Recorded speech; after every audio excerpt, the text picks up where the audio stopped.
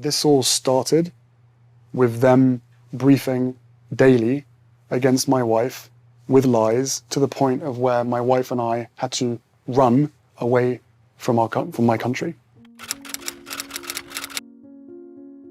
100 days left to go to the coronation. And the general consensus so far is that Harry and Meghan will indeed be invited.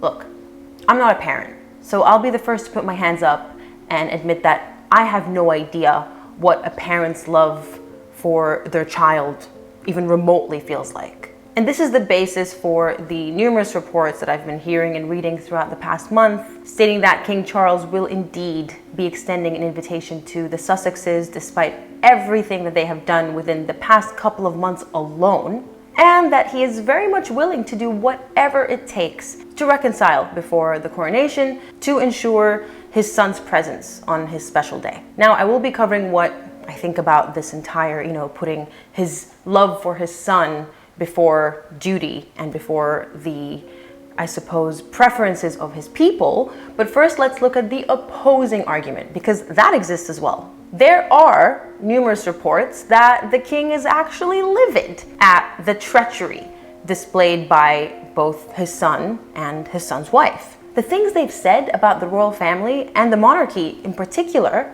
I mean, I am an avid reader of history. I love history so much. And it really isn't way off the mark when certain commentators say, and I have heard them say, that had this happened 500 years ago, those two would have been charged with treason and probably locked away in the tower while they awaited their incredibly sinister punishment. I mean, they used to throw children into the tower if they ever posed a threat to the monarchy. Now, of these two stances, the former, being that King Charles wants to do whatever it takes and he wants them there, is the prevailing one. And from what I've been hearing, it is far more likely that they will be invited than not. I mean, look, if the royal family wants to save face and make sure that all of the accusations Harry and Meghan threw at them being, racism and misogyny and all that are not true, and that's why they're going to invite them, I think they shouldn't even bother, because they have invited them to the Jubilee. They invited them to Prince Philip's memorial, which they didn't even attend. They were there at the funeral. They were put front and center, and none of that appeased them. I think at this point, the royal family needs to stop worrying about what the public is going to say if they finally put their foot down, if they finally say enough is enough. Because the Sussexes have destroyed their own reputation by now. Even the Americans are sick and tired of them. It's come to a point where it would be understandable if the monarchy and King Charles said, no, this is it, it's over, you've done enough damage. And I highly doubt that any arguments of racism and misogyny lobbed at the royal family at this point would, stick and have any credence whatsoever. In any case, let's assume they were invited and they showed up. Harry is a prince. He's a prince of the blood, and he is the son of the monarch. Any prince in attendance would be required to swear their allegiance to the king. Would Harry even be legitimately able at this point to make such an oath after everything he has said about the monarch? I mean, he's called him a liar, he's called him a leaker, he's called him a selfish prick, essentially, who put the needs of his and his wife, Camilla, over those of his own children, because that's the insinuation here. My dad kept leaking everything just to make himself look good and to make me and Meghan look bad. Is that someone that Harry is prepared to swear allegiance to? Although I have read that only William will be swearing his allegiance, because King Charles is like, I don't want to make things complicated and awkward. So William, you're the heir. You're the one who's going to swear allegiance to me. If that's true, fine. That's another awkward, really contradictory, hypocritical moment we can all avoid. But that's normally not how things are done. Normally, all the princes in presence will have to swear allegiance. And would the people even buy it? Because by this point, we've established that Harry and Meghan are not ones to shy away from lies, from deception. But will the people that are represented by the monarch be able to stomach that? Based on what I've been seeing on the internet, people actually being interviewed on the streets of England and asked, do you want to see Harry? Do you think that he should be forgiven? And an overwhelming majority of all ages have stated that no. He's done his part, he's done his damage, and we need to draw the line. We don't want to see him or his wife, because a coronation is a state affair. It's not a personal family affair. Which brings me to the argument of he's his son and the king has unconditional love and therefore should always be willing to forgive and accept him back into the fold. Now, I'm not saying that King Charles should not forgive his son on a personal level. Of course, he has every right to, and it would be highly encouraged. No one wants to see the breakdown of a strong and beautiful bond such as that exists between a father and son, or even a father and daughter, a mother and daughter. Why else are we all up in arms about the way Meghan Markle has treated her family and now how Harry is treating his family? Because we don't like seeing that. No one does. It's not nice, it's not commendable, and it definitely shouldn't be encouraged. So of course they should seek to make amends. But as I said, a coronation is a state affair. And a monarch's job, his duty, is to represent his people. So what does one do when the people themselves don't want a specific person who has done an insurmountable amount of damage to their country and to their monarchy? Does the king simply ignore that and say, tough luck, he's my son, I love him? Is that really the best way to start off his reign? I don't know. I'm genuinely asking those questions, by the way. I'm not trying to sway you one way or another. And another point is, forgiveness seems to be something that should be afforded to people who clearly demonstrate that they are learning from their mistakes. People who are not repeat offenders. You know, and usually people with personality disorders like narcissism or antisocial personality disorder or psychopathy, they are usually the types who never learn because they never accept that they've done anything wrong. And so if you keep forgiving them, that's just permission for them to keep doing what they've been doing, to keep misbehaving. And I think that's what's been happening over the past 3 years since Megxit. The royal family has been so lenient with the couple. As I've said, they've continued to invite them and involve them in massive events such as the Platinum Jubilee. And yet, this is how they repay them. Because the royal family has never actually stood up to them. They've never shown them that, hey, there are consequences to your actions. I mean, even the bullying report was buried. And do you really think Meghan Markle wouldn't have pushed for that report to be published if it really exonerated her? Now, I haven't seen it, and I'm not stating that the findings have revealed that she did indeed bully her staff. But common sense and logic, especially when you consider Meghan Markle's personality type, would dictate that she'd want the results out there if it would truly clear her name. She'd see it as a victory and she'd use it to gloat. But instead, she's happy with the palace keeping it hush-hush. Why? It truly does beg the question, doesn't it?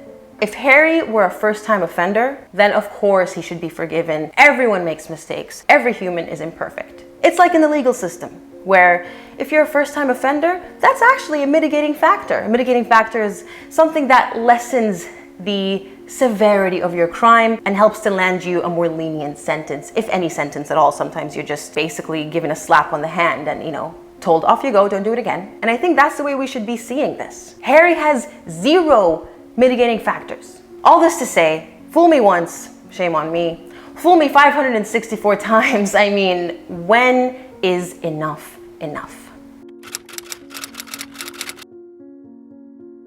Also, forgive me if I'm wrong, but since the coronation is a state event, I'm assuming much like Meghan and Harry's wedding, it's taxpayer funded. And so this again bolsters the argument that the taxpayer is funding this event and the taxpayer has spoken in terms of voting and polls and, opinions by being interviewed on the streets, that they don't want to see Harry and Meghan at the event. Shouldn't that count for something as well? I suppose the question is, when does the king put his duty first and his feelings second? Because much like the military, that's what the monarchy is really all about. And Queen Elizabeth herself personified that, putting duty before personal feelings and in some cases family. I mean, she was still alive when Prince Andrew was stripped of pretty much everything.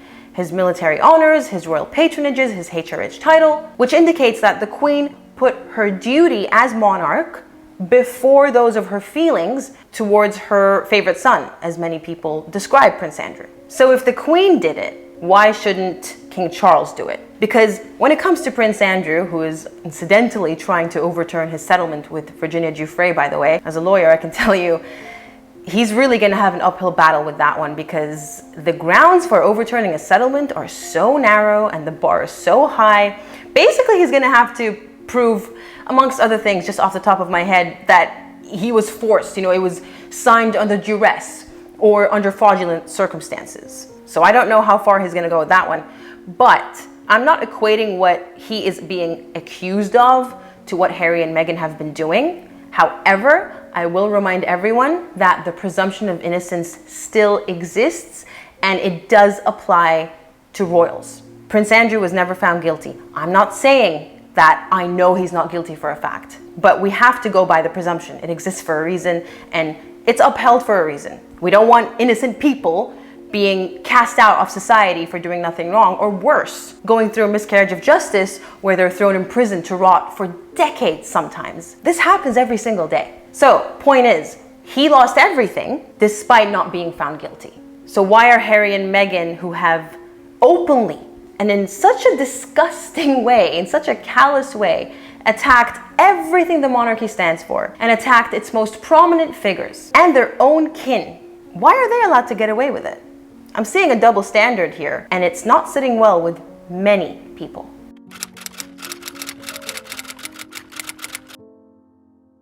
Now, there are talks that if they show up, they won't be at the balcony because it's only working royals. Yeah, well, that's what happened at the Platinum Jubilee, and that certainly didn't stop the media from focusing on them. It didn't stop their mere presence from stealing the limelight, not in a good way, because, they were booed, and they probably will be again if they attend the coronation. And that's what we're trying to avoid here. Why overshadow the king's glorious day, this day that hasn't taken place in 70 years? The Queen's coronation took place in 1953. So it's literally a once-in-a-lifetime day. So bringing in people who will detract from that, and worse, who will probably run off and create some other docuseries or write another book twisting whatever happened during their few days in the coronation. Why risk that at all? I mean, the last time Harry had any personal contact with the Queen, he gave an interview a mere few days later to an American network. It's one thing to not strip them of their titles, despite the people calling for that for years at this point. I get that that's a whole process. Parliament has to be involved. It's not in the king's hands to just take them away. But extending an invitation to people who have literally attacked the monarchy, again, something that would have been treason a few centuries ago. And yes, we evolve. I get that. I'm not saying that we should go back to that time and treat them accordingly. I am in no way saying that. But what they've done isn't a laughing matter. Putting everything I said to one side, there is yet another reason why Harry and Meghan would best stay put in Montecito rather than show up at the coronation to celebrate the crowning of the head of a racist institution. Because that's what they claim it is. They wouldn't have accepted the Ripple of Hope Awards otherwise. But back to the point I was trying to make. It is best for them not to show up because their presence may pose a security threat to the lives of millions. I am talking, once again, about the Taliban. Prince Harry is in their sights now, whether we like it or not, whether he likes it or not. And the more extreme arm of that faction, I suppose, are calling for his blood. I don't know how else to put it. So his presence there might actually put everyone's life at risk at that time, because this is the way terrorists like to operate. The bigger the event, the larger the scale of the attack, and the more casualties, the better for them. So I'm not even being far-fetched when I say that they may seize upon this event as an opportunity to get back at not just Harry, but Harry's family, the monarchy that he belongs to, and of course, the people. And I think that that risk is something that the palace seriously needs to consider and seriously needs to look into before proceeding any further. I mean, I'm sure security is going to be at an all-time high, but there are going to be millions of innocent civilians, and they all can't be protected. It's not like London hasn't been a target of these random attacks over the past, 2-3 decades. But at the end of the day, at this point, like I said, everything's up in the air. The palace hasn't released an official statement confirming anything, and so they may not even attend. In fact, there are now talks that Prince Harry might be commentating from the US on US networks about the coronation. So he'll be their royal commentator. Honestly, at this point, that seems more believable and more in line with their agenda, because presumably he's going to be paid a very handsome sum for that, rather than they're showing up to the coronation as they did in the funeral and the Jubilee, where it was so painfully awkward. You could cut that tension with a knife and they wouldn't be getting paid for it. Yeah, they'll get clout, but their priority, I think, is money over clout. Because to them, clout is a means to an end, money. So if Harry is truly going to be going ahead with this deal, and if he's offered enough money, it may just outweigh their need for clout.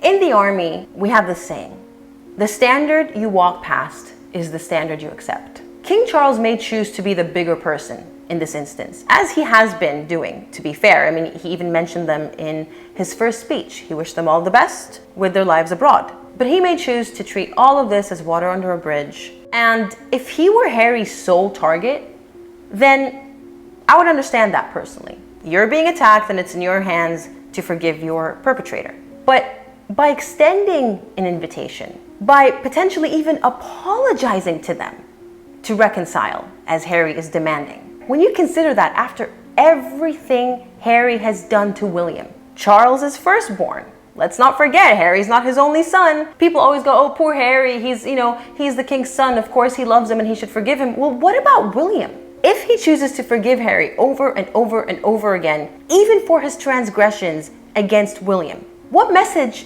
does that send to William? It could easily be interpreted as, you know what, William, your brother matters more to me.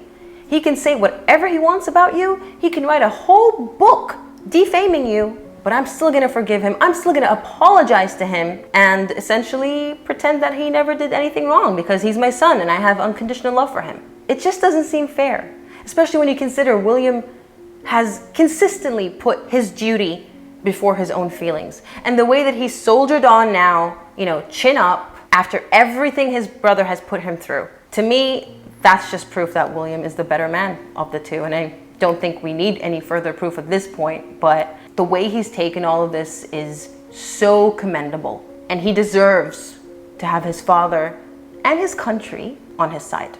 That's just my 2 cents. I'm not a parent. I'll say it again. Yes, I don't know what it's like for a parent to love their child. Fine, I get that. That's why I put it at the start of the video, okay? Don't jump down my throat in the comment section. Jeez, calm down. I should go.